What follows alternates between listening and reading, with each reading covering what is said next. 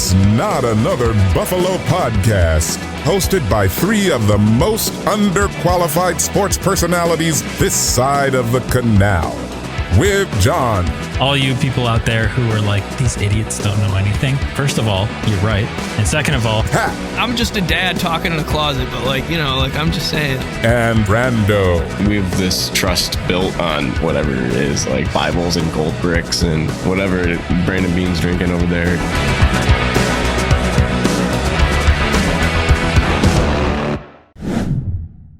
all right, welcome back to Not Another 3-0 effing podcast. Woo-hoo. It is Victory Tuesday, probably Wednesday by the time you guys are listening to this. I'm here with Pat, Brando. I always point the wrong way because we're arranged differently when we do this live. As always, this episode is brought to you guys by Small City Realty. If you're looking to buy, sell, or manage property in Western New York, our guy is Korzelius. You can find him at smallcityrealestate.com or call him at 585-409-1088. That's 585-409-1088. We got a good show for you guys today. We're going to break down Bills Jags, go into Bills Ravens a little bit. We got Pat for a little bit here before he has to go back to dad duty. So that'll be fun. We'll do our game picks, fit him in before then. But gentlemen, did you guys expect the season to start this way, like 3-0? Like I'm kind of like living my best Bills life right now. Did you? I think you did. I'm the eternal optimist, and I didn't expect it to go this well. Like I was thinking 2-1. Maybe. And Brando, you were Mr. Negativity and Pat was Mr. I guess not at the start. I guess we'll see how it goes. Not yet. The negative part was when we get into the super tough games. And mind you, I'm super happy. Great night yesterday. But last year we had 3 games in a row with over 30 points as well, starting 3-1. And then the wheels fell off. So I'm super hyped. I think this is different. I think the offense looks different in our run right now than it did last year in a great way. So that is a great thing for us to be able to believe this is different, but that's all I'm going to say. That's all I'm saying. Yeah. I'm not negative. Yeah. I didn't expect this though. I don't think anybody expected this unless your name is Josh Allen. It's true. One of the things that I said this offseason, and this kind of ties into what we were talking about last week and again the week before that, where it's like, it's going to look different, but maybe that's good as long as it's good. I was like, before the season, I got caught up watching highlights of the Josh Allen game against the Patriots, the perfect game, right? Where they went 7 for 7 on touchdown drives, which is so funny that the announcers like Louis Riddick and Dan Orlovsky couldn't remember what game that was because they were like, we haven't seen Josh Allen play this perfect since maybe that AFC Championship game. And it's like, he didn't really play perfect in that AFC Championship game. That's not you're not thinking of I was going to say, you're not thinking of the right game. Yeah. They were probably thinking of 13 seconds, but they were mixing up all the Bills Chiefs playoff games. But anyway, it looks the same amount of easy as it did when it was the Brian Daboll air raid offense. Yes. And it's not air raid, which is like better than I could have hoped for yesterday, in any possible way. They're more balanced. They're more unpredictable than ever. It looks easy. They're marching down the field. It's just so great. I watched the highlights like 3 times in a row today. Yesterday might have been an air raid offense. They threw the ball a ton. They are now up to 6th in the league in passing balance compared to rushing, which is great. We keep talking about this. You can throw any card that you want. It doesn't matter. It's not like we're going to play man defense while we're getting lit on fire. We can rotate to a run game. We can rotate to an air raid. We can rotate to a play action game. And you see it. You see it every week here. It's been different every week. It's been awesome. But it's such an ego thing. Like who's got the ego in Jacksonville's coach's corner? Because it's Doug Peterson. Is it Mr. Mustache defensive coordinator? I don't know his name. I heard him referenced as Mr. Mustache. I don't even know if he has a mustache. I don't know this guy. No, I don't even want to look him up. He's not going to be there very much longer if they keep doing this. So, yeah. Or it could be Daniel Jones with long hair at the quarterback position. So, as we kind of saw yesterday a little bit. But I don't know, Pat, what are some of the things that you liked? Like, what stuck out to you? What was kind of your favorite part of the game? Well, I thought it was pretty cool. All 3 running backs caught a pass. That was pretty interesting. Yeah, Ty Johnson caught a touchdown too. Brandon, I was doing the same thing again. I was staring at a plus 1,000 TD score prop, and I was like, "No, that's stupid." And I was like, "I don't know." Ty Johnson, stupid. he got open against last week, and so anyway, they're all stupid until they score. Yeah, but it was cool. And linebacker play still 10 out of 10. It was awesome. Yep. And Joe Andreessen was in there for a little bit at the very end. Yep. Fell down.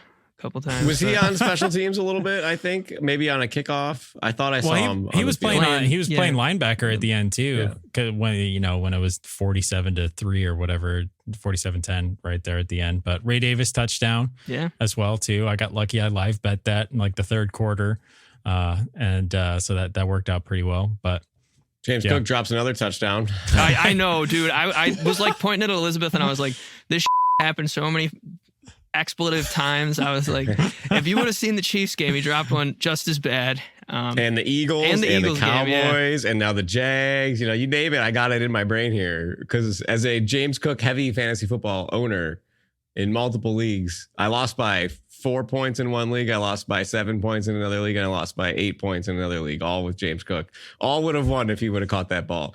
So I was a little salty. I still think he's playing out of his mind this year. The route that he ran, it was just the first play of the game is all you needed to see for the rest of the game. It's like, Jimmy, just slide over there. See if you got a linebacker. Oh, you got a linebacker? Go. All right, boom. Yeah. Done. Perfect pick play with Mac Hollins coming over there and kind of running the inexperienced corner into the linebacker. Oh, it was great. It was great. And I actually saw a breakdown today. I'm sorry, I can't remember who it was. I wish I could credit them. But the Jags tried to run the same exact play with slightly different window dressing, and it did not work. That was the play where Dorian Williams was in coverage. Stuck stride for stride on ETN. Dorian Williams in pass coverage deep into the end zone. He's leading the team in tackles right now, man. I mean, he had the highest PFF grade for our defense yesterday. Wow. He popped with the eye test yesterday. And again, it's harder to see everybody on the field when it's right in front of you. I watched the first half. I made a buddy in the usher section. We watched it from the 30-yard line, and it was delightful. The Dalton Kincaid corner route was directly in front of me, and it was like, the scramble drill one? That one too, but the one to lead up to that. To get him okay. The long one. I got you. Yeah, his long reception. Yep. And Josh knew it was going to be open. Everybody knew it was going to be open, and he threw that ball with such anticipation. I as soon as he went off the line, I was like, Kincaid. And then the ball's in the air. Like, Kincaid hasn't made his break yet. Boom, right on the sideline in his hands. It was cool. But it is hard to see everybody on the field. Is Knox in as the second tight end? Who's in at linebacker? Are we in dime, nickel, 4-3? But Dorian Williams flashed yesterday multiple times. He was easy to spot, and I thought that was awesome. Him, Ingram, and our lo and behold most underrated player no longer, hopefully, Christian Benford is just lockdown, just a stud. Brandon, I'm sorry, I did you dirty because yes, you did do me dirty. Okay. But that's okay. I know you waited. For a great game. It's fine. It was. I didn't wait. I was just like, you went back and found it. We need, it's a good time to put out content the morning after a game, right? And obviously for us, that's impossible because we tape a couple days after the game usually, and then I have to edit the episode and go through it. But anyway, I was like, we have this clip. I didn't edit it down, and this morning I'm looking at it. I was like, it still fits. They had great games last night, so I was like, this still works. It's from last week's episode. No one will know. And so, sorry, Brando. No, it was good. I texted you. Whatever you did, I think it looked fantastic. The quality was great. I did the same thing. So maybe your internet service is working better. Yeah, we're not going to talk about Schmeckstrom and their trash. They just dropped them. Boom, green light, baby. Let's go. Anyways, I digress. We are talking about the corners. And the more that they play like that, John, I'll give it to you. I will give it to you all day long until they put the season together. 16 games ranked. I'll give it for 16 games. You don't even need to have a 17th game because it was 16 for the other times. But if they can get to 16 games as the number one rated pass defense, this is number one. Yeah. Number one quarterback. And you're right. Like, it's still early. Like, we haven't played the Chiefs. We haven't played, some of these really intense late season games because the Bills defense usually looks good in the first 3 games, doesn't it? Yeah. I mean, with a few exceptions, but so again, I'm not trying to curb my own enthusiasm here, but it does take a full sample size to get to that. So. Well, you're right. But the other thing is you see that, the offense has to catch up to the defense usually, right? So you just kind of said that. And our defense has really been Usain Bolting this race for 7 years, which is cool. I mean, the NFL has finally kind of closed the gap with our scheme that we play. But even last year, the offense was a dud against the Jets. They're good defense. But then they went off and had those 30-point games. And we were saying Ken Dorsey was the man, all this crap. So I want to see it consistently keep going because those Browns Ken Dorsey teams are dumpster fires, man. We were texting. True. Yeah. Hey, Well, the Joe Brady led offense of the Buffalo Bills has only lost one game since he's taken over. 9-1. And in that game, they scored 34 points. So Yep. I think that's looking pretty good for the most part. But anyway, sorry, Brandon, I don't want to cut you off. You and I can talk a little bit more about this game after the break, but we're going to have to get our game picks in because Pat's got to go on dad duty. Before we get into game picks, a little transition here. Pat, you want to read us a dad joke? Because I see that book. Always. We'll do our weekly dad joke from Pat, and then we'll get into some game picks here. What crime do blacksmiths often get charged with? I feel like we got to get this. Like a blacksmith, think about making, I've been playing a lot of RuneScape, outing myself as a Still gigantic exists? nerd. Yeah, I didn't think it did, and I just was so flipping bored on paternity that I booted it up. But a blacksmith in that game, makes some weapons, some armor. So what crime would that person frequently be charged with? I don't know, Pat. What is it? Like Forgery. racketeering. Forgery. Like that. That's funny. That's good. That's good.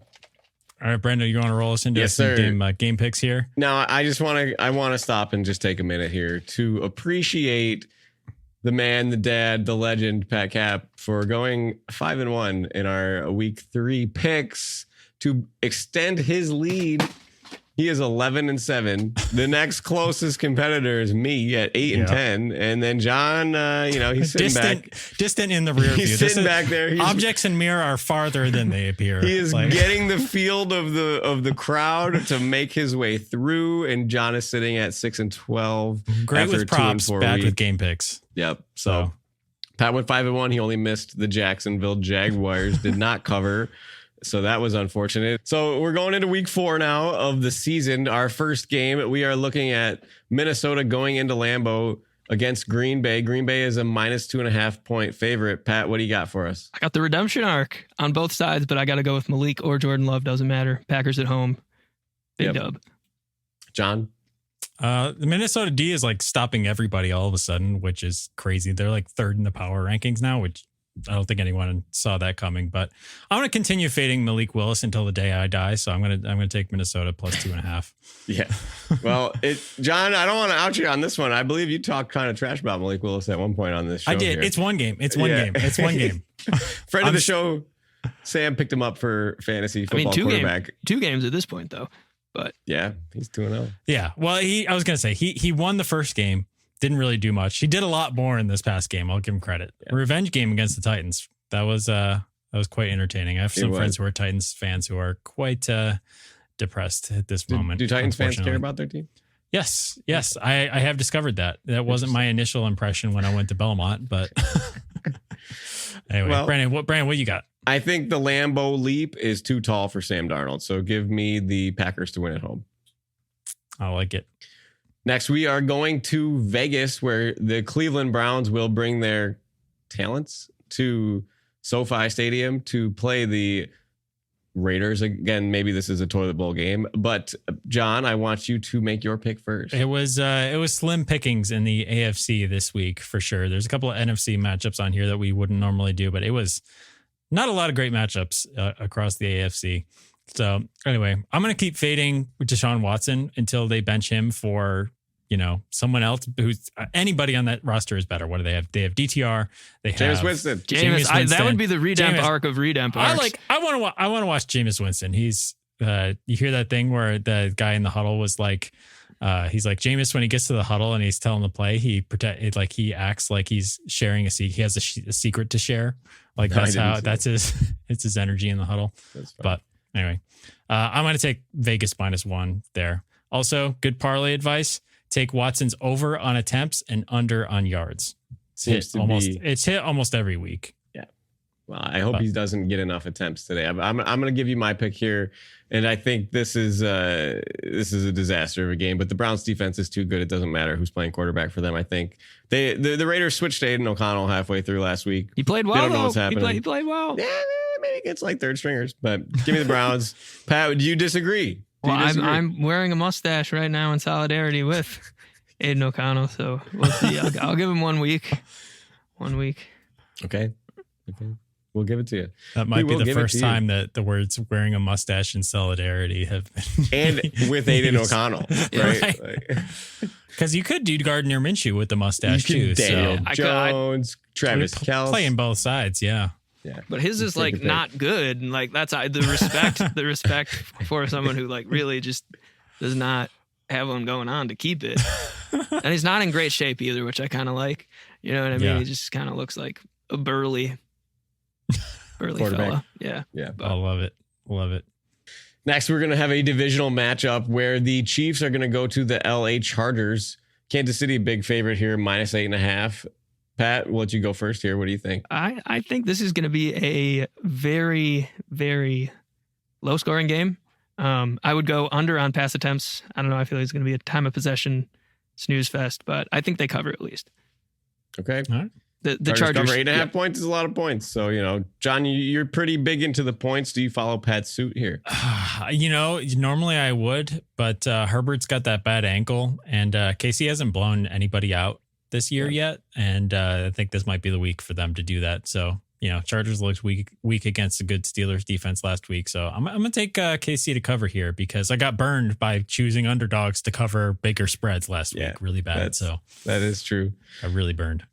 Fool me one time. Shame on you. Fool me twice.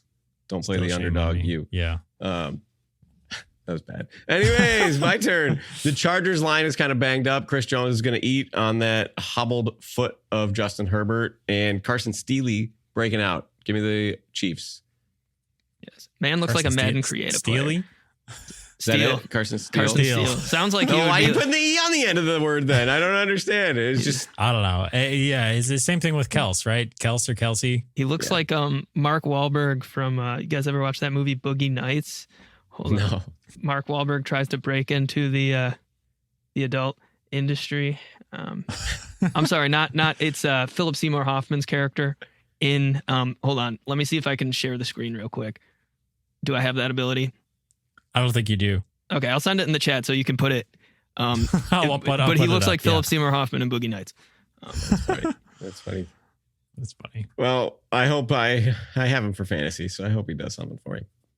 Now, this next game is a rematch of the game that won us the division last year. The Titans and the Dolphins. Tennessee goes down to South Beach. Miami is somehow favored by 1 point. I don't know how that happens. But, John, do you think your hometown Titans here pull it off? My hometown Titans, LOL. This is your classic stoppable force meets a movable object type of game. But I don't know. If Will Levis puts something normal in his coffee, maybe stop giving the ball away like Costco free samples. So I'm actually gonna go Tennessee +1 because I think Miami's that bad without Skyler or without Tua. Yeah. So we could trash Tua all day long. I said this before when he was out. You don't realize that he's good until he's not there. And the Miami Dolphins look like a disaster fire. They need him for this offense to function. If they don't have Tua, it's a bust for Miami. Give me the Titans. I got to go with the Titans again here. We'll see. Will Levis, get on the board here, bud. Get on the board.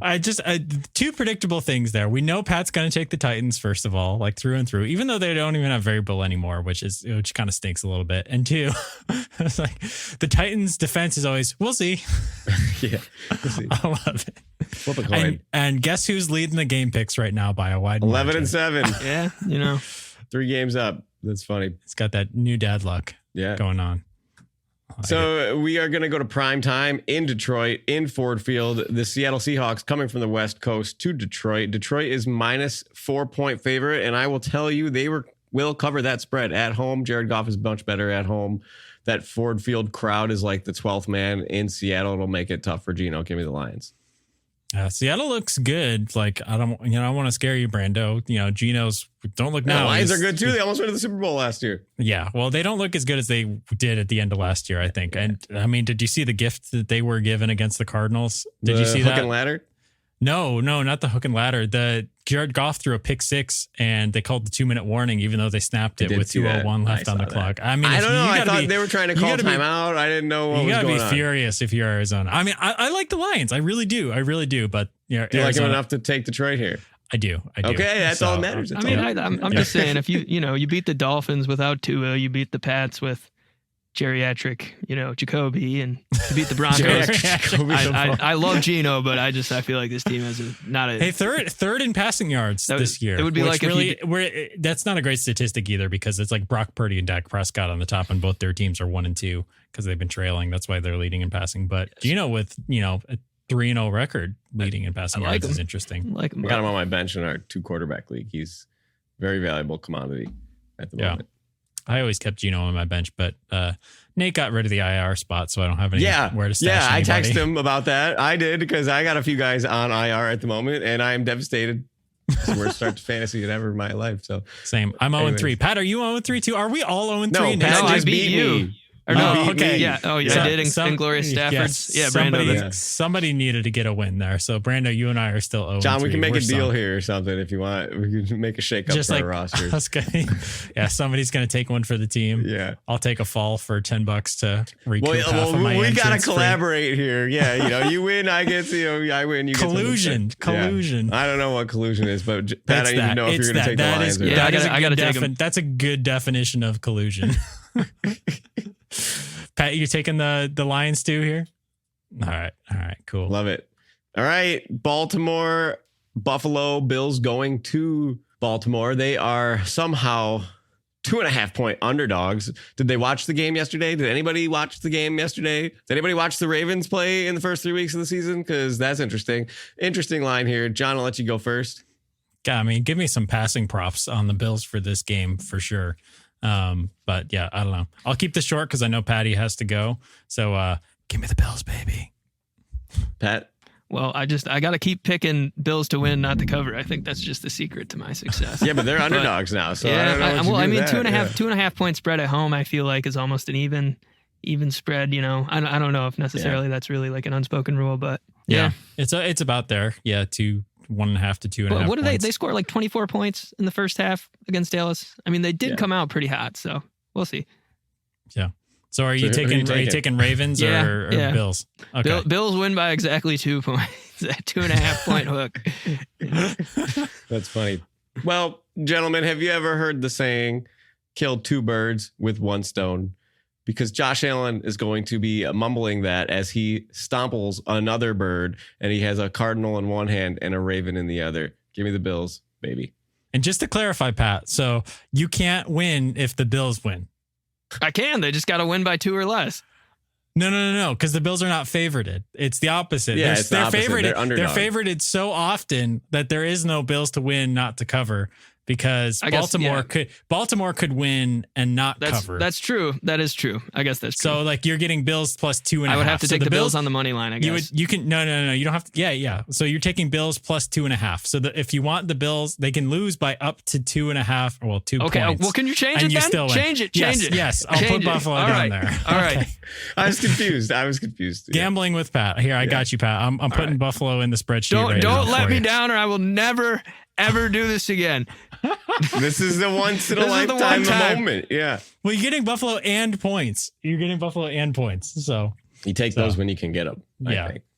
Which is great. So anyway, Pat, we know you got to go. Let's press pause on the recording. We're going to take a really quick break. We'll be back. Me and Brando are going to break down some more of this game really quick for you guys and then look ahead to Baltimore. So we'll be right back after this.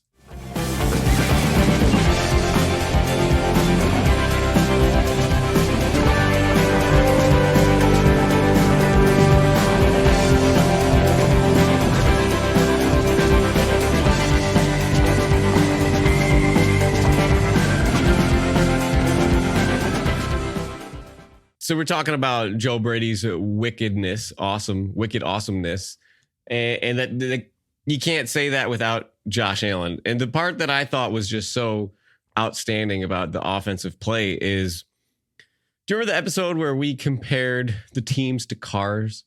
Yeah, that was a classic. It's probably my favorite episode we've ever done. I have that. When I share this show with people, I send them that episode. We should do that more often because I feel like people would appreciate that. That was a great episode. So you know, it's way back now. That was a long time ago. Bonus episode this week where we rank the AFC by car models. We need Pat for that. He had the best. Yeah. He had the best one-liners on there. But you know, as I'm watching this game, I'm looking at Josh Allen, and he's just an F-350 truck, right? He is a monster. but he is as efficient as a Ford Fiesta. The dude is getting 50 miles a gallon. He is completing 75% of his passes. He's making it look so easy, taking everything that he can. And like you said, it's like easy mode, like when we had Brian Daboll. And that sort of clickingness on the offense is what makes us different than before. So to see, I mean, what did he just have? One of those games, no sacks, no turnovers, 75% completion, 4 touchdowns, over 250 yards. He's the second player to do that. And it's Josh Allen was the other time that somebody did that against Pittsburgh. Yeah. I think that's what it is. Yeah. And it's not just the eye test either. Like, did you see the EPA per play chart that Ben Baldwin put out today? He's number 1, right, in the league. The Bills are number 1 in EPA per play by a wide margin, and their defense is in the top 10% of EPA per play too. And so it's like, if you look at that chart, it's like you have to extend the chart for the Bills because they're off the chart. We love outliers in a positive direction. And you know what? I'm going to throw something else in here that is really like what blows my mind about it. Despite all of this, the Bills have the second highest dead cap this year. $62 million. We get to add $62 million of talent in the entire league. Team. Right. And they're getting all that out of the way this year. I mean, there will still be some dead cap next year, right? But they moved, they took all of Stefan's dead cap this year instead of spreading it out over 2 years. They took all of Mitch Morse's dead cap, as far as I know, for this year. And they took a Brandon chunk Beane, of trades. Right now, too. Brandon Beane looks like a genius, an absolute genius. I mean, we talked about it before on these other episodes. If you look at how these guys are playing, and I'm not trying to hate on these guys because I love them. I love their time on the Bills. Jordan Poyer, Trey White, Mitch Morse, Gabe Davis, they all, and maybe this is really just, well, obviously they all their took team, an L. well, all their teams aren't doing very well, but it seems like they all played their best football in Buffalo by a wide margin. Yes. Some of that's probably age, but I think that some of that has to be attributed to like they really get the best out of their players in Buffalo. So right now on paper, we walked into this season thinking that this team did not have the best roster in the NFL. Yet they look like the best team in the NFL right now. And I don't think that that's exaggerating after 3 weeks. No, and the word... Go ahead. Sorry, I was just going to say, because like, it's not just that the Bills have looked so dominant, but like there isn't another team that's looked dominant. I mean, the Chiefs are 3-0, but they haven't looked dominant in the process. They pay the refs. I forgot to say that for our game picks. Right. San Francisco's 1-2. The Eagles are kind of weird right now. They're without AJ Brown, so that might be part of it. TJ Watt. The Steelers are 3-0. Like that's a glass house that's gonna implode like it did in 2021 for them when they went like 10-0. As soon as TJ got hurt. Well, as soon as he comes off the field, it's different for them. But John, you say this, we're doing what we're doing with such. The word that I'm using is efficiency, because you used the cap space that you had. You are using the players that you have. You built a roster full of niche players that are combining so well together that you have this slate of weaponry, and it's okay to be average when the NFL is not all average. If you have 10 average players and the average NFL team has 6 average players, you are still doing better. And these guys are not average. Khalil Shakir is about to make it like 27 in a row where he catches targets, and he did have the drop, but it was a flag. I don't know if you caught that. Right. So it doesn't count. So he's 28 of 28 or something like that. I think the record's 29. And Dalton Kincaid were just waiting for that to ooze. They finally used Curtis Samuel. His toe must be a little bit better. And Keon Coleman ran a great route and caught the ball right in the breadbasket. So, and as long as James Cook keeps cooking, he's an X factor back there. But the thing that's going to be different, if you want to go into the defense a little bit, is how are we going to look again against a contender without our 2 studs in the middle, right? And I'm not counting Matt Milano here. I'm counting Benford and Bernard. Not Benford. I'm so sorry. I'm counting Terrell Johnson. Oh my God. Taron Johnson. I'm counting and Taron Terrell Johnson Bernard. and Terrell Bernard. Yes, because if you look at the Ravens offense, they target the middle of the field. Even if Josh Allen, if Mark Taron Andrews, Johnson, I was going to say, I didn't mean to cut you off, but Taron Johnson is absolutely like the key to how they've stopped Baltimore in the past. Yes. It's not just the pick 6, but also in their game plan. Sorry, keep going. No, Taron Johnson is such a huge part of all of these games against the Ravens. I mean, the pick 6 I tell the story all the time. I didn't even see it because the guy was giving me a hug, but it was on TV. I loved it. I saw the pic and then he hugged me. So I wish I would have got his name. He hugged me without his name. I don't know. Anyways, so to not lover. Yeah. But the Ravens target the middle of the field. They have, Zay Flowers runs these crossing routes and they're getting Hill targets out of the backfield. And Isaiah Likely is there, but they're weird. They're not using Mark Andrews at all. And hardly. It's been a weird usage distribution because Isaiah Likely was like their number one receiver week 1 and then hasn't been since. And then Mark Andrews has been here and there, but so I don't know. It's they have almost as much of a toss up who's going to get targets offense as the Bills do, which is interesting because they do have a number 1 wide receiver in Zay Flowers who they probably want to get the ball to more. But he's not. I don't think he's a de facto number 1. I don't think he's the number 1 that you would say it's kind of like the Bills. We don't have a number 1, but Khalil Shakir is a number 1 right now. In fantasy, I think he's the 18th rated wide receiver. His target share is just outside the top 25 receivers in the league right now. So if you look at those metrics, right, you want to be top 30 or higher as number 1 wide receiver in the NFL. So you look at those and Shakir's there. It's almost there. And if he can get another one of these good games where he's getting 60, 70 yards on 6 or 7 catches and a touchdown, if he can do that every week, we don't need a number 1. But I feel like the Ravens, something's lacking for them one way or another. And generally speaking, it's kind of Lamar's decision-making. So, John, I got one for you here. If the Bills keep playing the way that they're playing right now and Josh Allen's lighting it up and they're super efficient and they're winning these games, Lamar Jackson's going to win MVP again. No, it's a joke. Okay. Because he got robbed. Allen keeps getting robbed. Okay, I was like, my brain literally melted there for a second. It just was like, forgot what sarcasm is.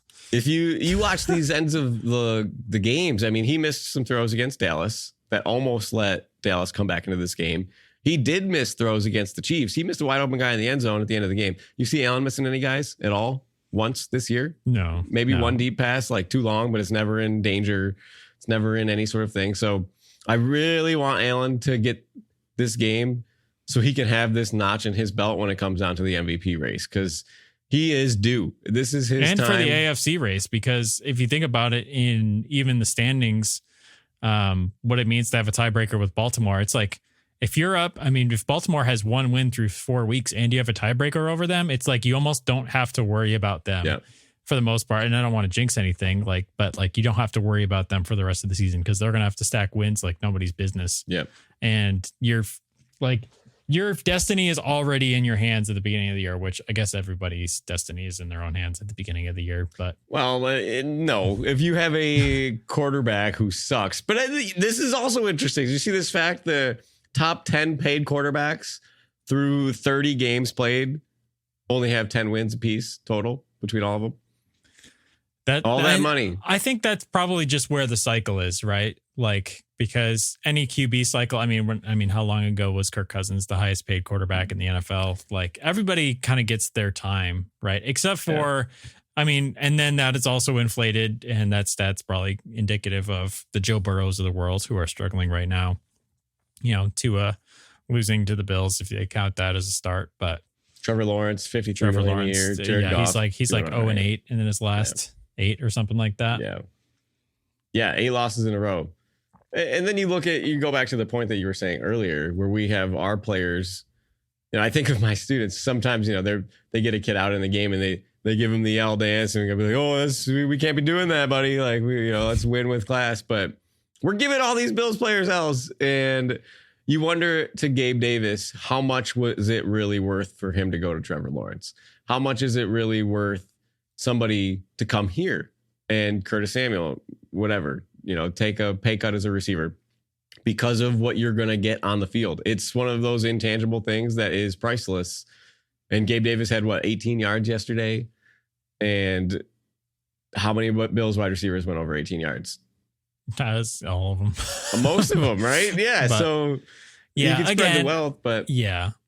I think that they were, money or not, I think that they were ready to move on from Gabe Davis because they were ready to try something different at that position. Because the drops are a problem when you're a wide receiver. Like you need that. Those are drive wreckers. It takes so much effort to get a ball in the right spot 20 yards down the field. And if you can't clamp it, like that's so much negative, expected points per play. That just tanks your EPA. So, but anyway, I just, another interesting fact too, back to the salary cap thing that I have written down here. Do you know who number 3 in dead cap this year is? Well, you can probably guess number 1. Are we 1? No, we're number 2. No, number one, think about it. Just think about it for a little bit. Quarterback, a lot of dead cap. It is not. Quarterback that's still in the league has been not playing because he's injured. It's so hard to think of this off. Miami? No. Denver with Russell Wilson's contract. I forgot about that guy. Remember we talked about that? Yeah. Anyway, number 3. Guess who's number 3 in dead cap? This is even harder because I wouldn't have guessed this. Where's New Orleans on this list, man? I don't know. I don't have the full list here. But number 3 is Minnesota, who is also 3-0, surprisingly. So they probably have some. I don't know if they have Kirk Cousins dead cap. Maybe some of that. I don't know. I thought his contract ran out, but maybe they still had a little bit left. Maybe they extended him after his initial big contract because his big contract was like 6 years or something like that. But anyway, I think that's super interesting that the Bills are up there with that amount of dead cap. Well, the other part about this is, which maybe this treads to be true, is, it's the triage of events, right? If you have $80 and you have to buy groceries and you have to get gas, you might put $20 of gas in, you might buy less groceries, try to get more bang for your buck. Maybe these NFL teams. Or if you're Brando, put $20 into DraftKings and pay for your groceries that way. And lose it. Because James Cook lost a yard on his last carry. Oh, that was such a bad beat. That was a bad beat. 40 yards, buddy. I needed it to hit that 5-legger. So that would have been extra groceries this week, but no, I get ramen noodles now. So well, Brandon, your figure's looking great. So it's thank you. Oh yeah, that's what I want. Yeah, I want to be skinny like this. So no, you lost my train of thought. Efficiency on the money, right? No, you got to find the deals. You can't overpay. You can't give a Deshaun Watson a boatload of cash. You can't give Trevor Lawrence a boatload of cash. You have to find the deals that are going to carry you to be efficient and successful. And the NFL is an interesting place because the middle class for quarterbacks is gone, right? We said Geno's making 25 a year, or Baker was making 25 a year. I think it's Geno now. Geno and Baker were like the only 2 guys, and now Baker got his.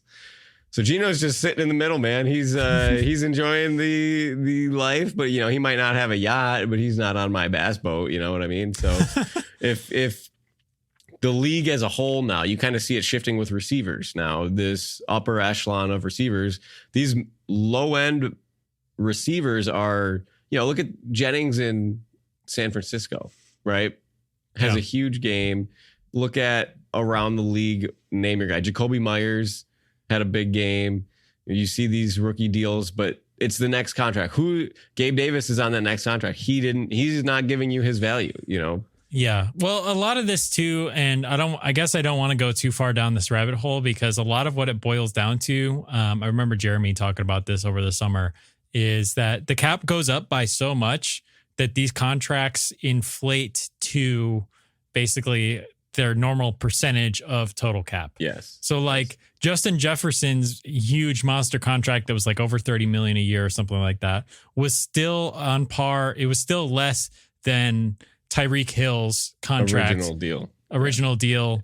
Yeah. Because as measured as a percentage of the total cap. Yeah. So when the cap raises, like, obviously you're going to get higher numbers and flashier numbers, and that's going to continue to go up as the cap raises by whatever, 25 million a year. So, but I think it's impressive that the Bills are doing it with so much dead cap because that is something that you can rank against the field and look at. So, and Brandon Beane has been very good in where he spends the big dollars. You take Von Miller for an example. That's a big red flag for how old he is. And we did lose a season, but he's performing now. Right. He had a great sack yesterday. He caught Trevor Lawrence from behind. Trevor Lawrence is supposed to be fast and athletic like Josh Allen. Von Miller said, no. He's looked good. The other thing is with Von, sorry to sidetrack here. He looked like he wanted to stay on the field more. One thing you kind of notice at the game more is the substitutions. And when they rotate that D line so much, Miller looked amped up. So when it was his turn to rotate, it's never a big deal, but it's just a body language. He's just like, all right, the little head flip down or the little look down or the little hands on his shoulders where it's time to come out. Like he wants to be in there to eat. And Josh Allen gets his big deal. We go back to Brandon Beane's efficiency with his big money contracts.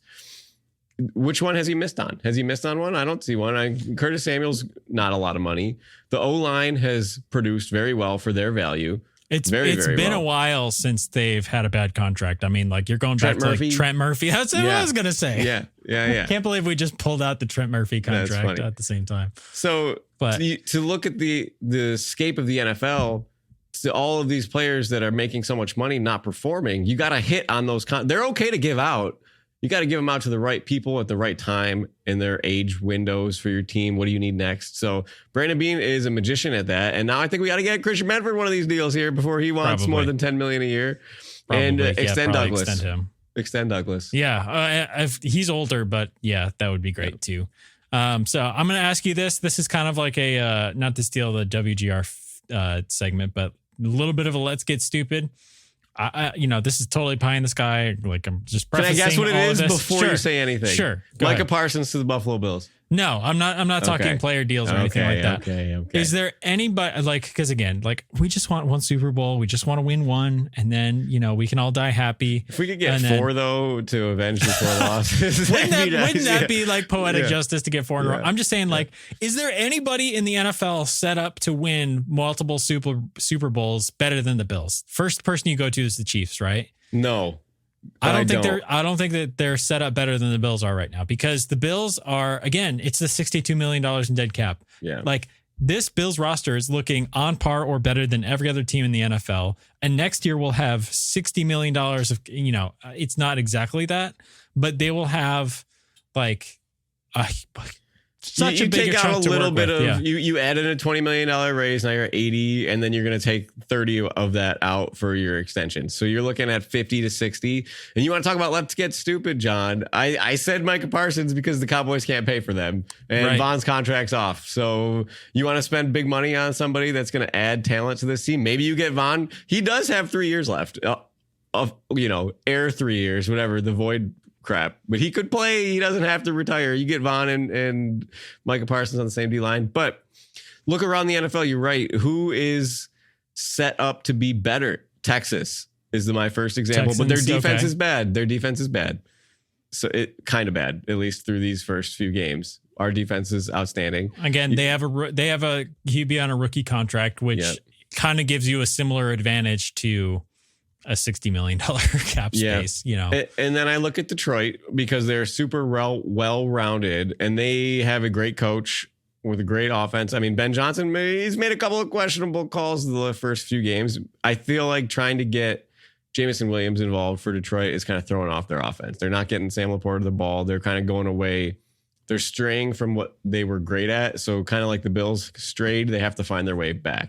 So that might take a couple games. Again, like teams are scheming them up with a full year of film. Yeah. When teams know your tendencies and what you want to do, that's why I think it's so great what the Bills are doing this year. And from what I've seen, because it's like, we don't care we want to do this. Like we have to get the ball to Diggs. We have to get the ball to Kincaid. We need to feed Cook. Yeah. Like nothing is forced. And again, that's easy to say when your offense is going for 7 yards of play and marching down the field. And, when they get stopped for a field goal, it's a surprise. Like it's easy to say when that happens, but like they're just having their way for the most part, even in the games that they were down against Arizona. But even in this fold, John, as a coach, when I'm coaching modified basketball, I have to game plan for like one kid on the other team, right? You maybe game plan for 1 or 2 kids on the other team. If you have a solid 5-6 man rotation, like my team that went undefeated was hard to coach against because we could come at you with different looks. The Bills right now are a opposing coach's nightmare. What are you going to dedicate your time to in practice? Are you going to dedicate your time to stopping our run game when Allen just throws 4 touchdowns? Yeah. Are you going to? Or Josh is scrambling. Or Dalton Kincaid. Yeah. Or Curtis Samuel. You name it. you name it, the Bills can do it. Teams just to practice as the Bills. We talked about Isaiah McKenzie being Lamar Jackson for the scout team, right? There's no Josh Allen practice player. It doesn't matter. It doesn't exist. How are you going to spend your time building your defense against this team? You have no idea what we're going to do. You have to self-scout. What is my biggest weakness? What are the Bills going to attack me at? And you have to kind of think of it retrospectively, which these coaches don't do. All you have to do is look up Josh Allen man coverage. In the history of the NFL, he's like number 2 ever against man coverage. And the guy in Jacksonville's like, oh, we're going to go man coverage, man. We're going to go man coverage. Because they like, that's what they do. Like, that's their identity. It's one dimensional.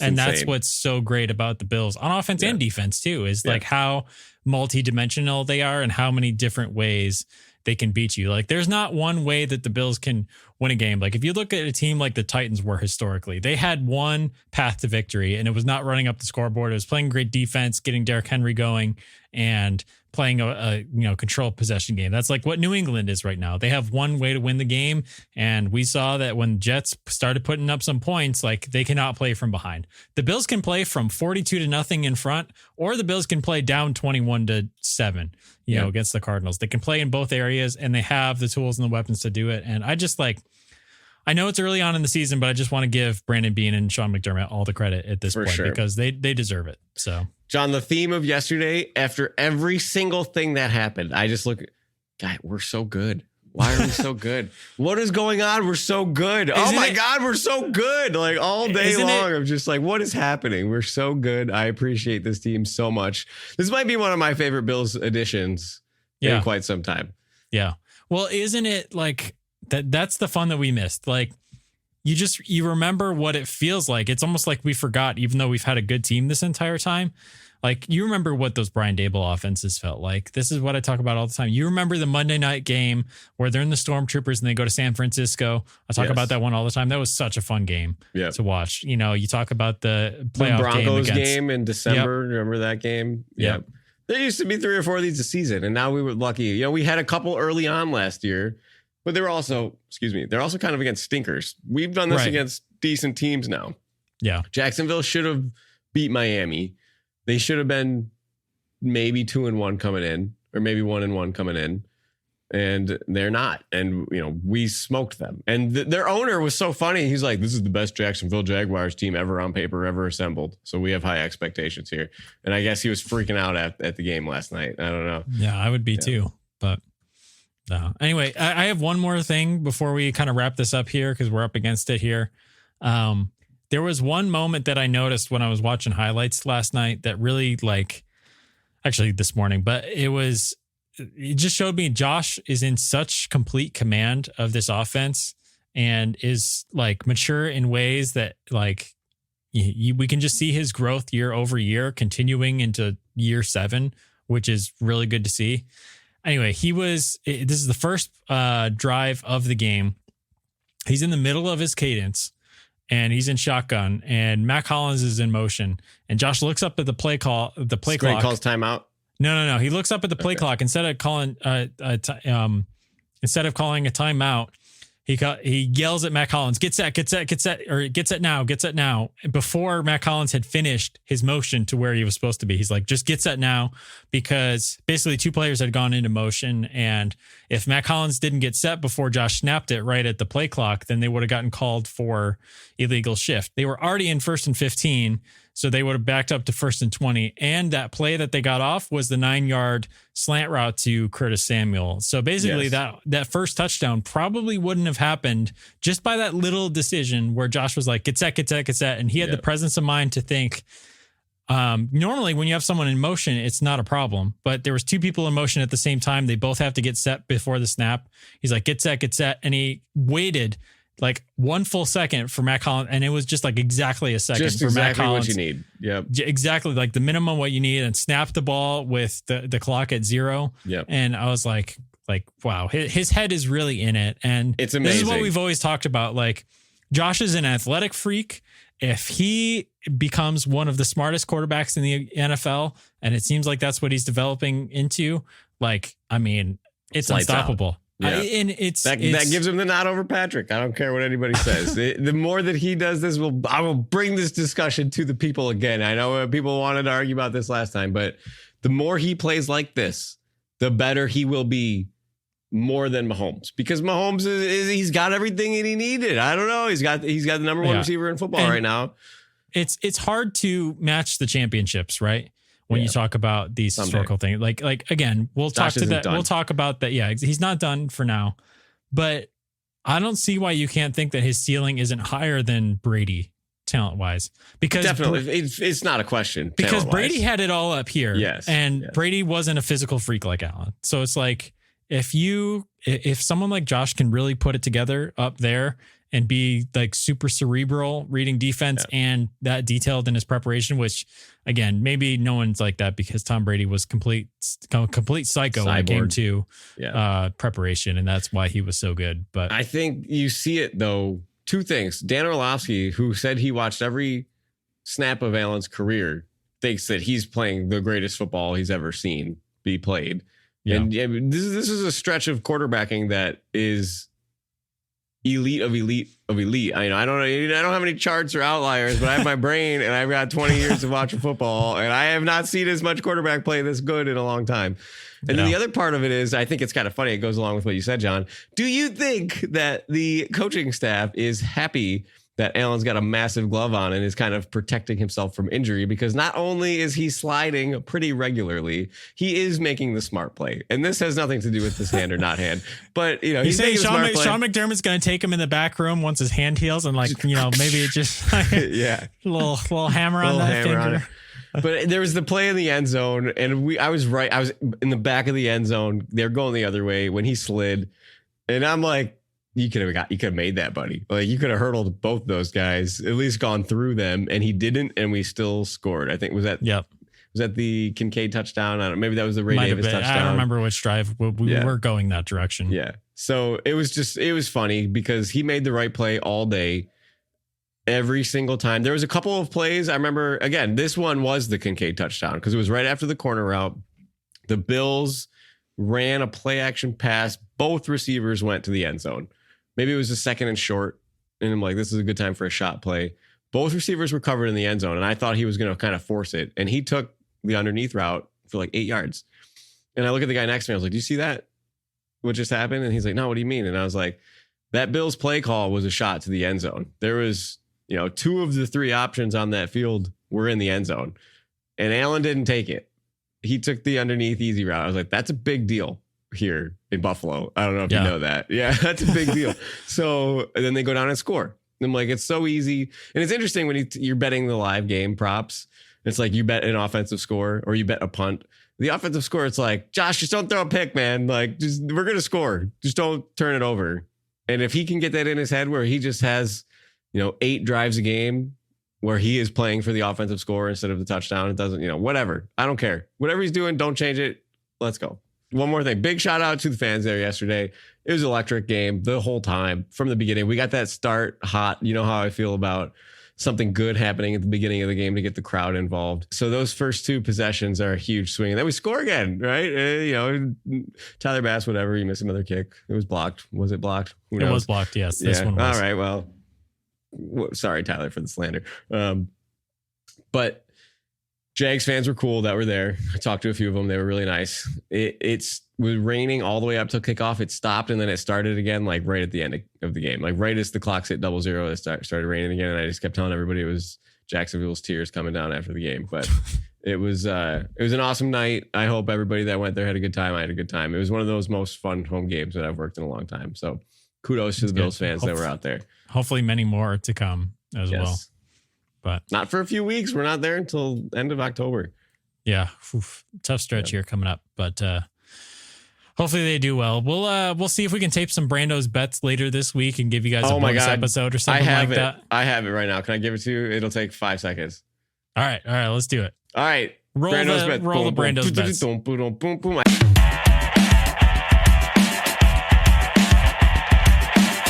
Time for Brando's Bets. Not financial advice. Please gamble responsibly. I said it in the game picks. Josh Allen's going to be walking around having killed 2 birds with one stone, the Cardinals and the Ravens. So my Brando's pick of the week is the Bills on the money line, baby. You take those Ravens and you stuck them in that cage and you send them packing. Even though we're the ones traveling, they're going to be packing to the basement of the AFC after they lose this game. Josh Allen's taking these birds out one at a time on his way to that 1 seed. I believe it's plus 110. Bills on the money line. Let's get that 4th win in a row. Sorry, I like it. Bills money line. Yeah. That's a good one. Yeah. But lack of props. So no props out this early. Yeah. But yeah, I'm sorry. I got to start doing John's top 10 again here. We've been slacking on that, but we'll figure out. It's a long episode to do everything here. It is. Yeah, it is. Yeah. It's too much, but hopefully you guys enjoyed listening. Hopefully you even you made it to this point in the episode. We appreciate all of you. As always, you know where to find us on all social platforms, Instagram, Facebook, TikTok. It's all at Not Buff Podcast if you type it in. Again, if you're enjoying listening to us, we'd love a review on Apple Podcasts or Spotify. Appreciate all of you. And we'll see you guys next week. And as always, go Bills. Go Bills.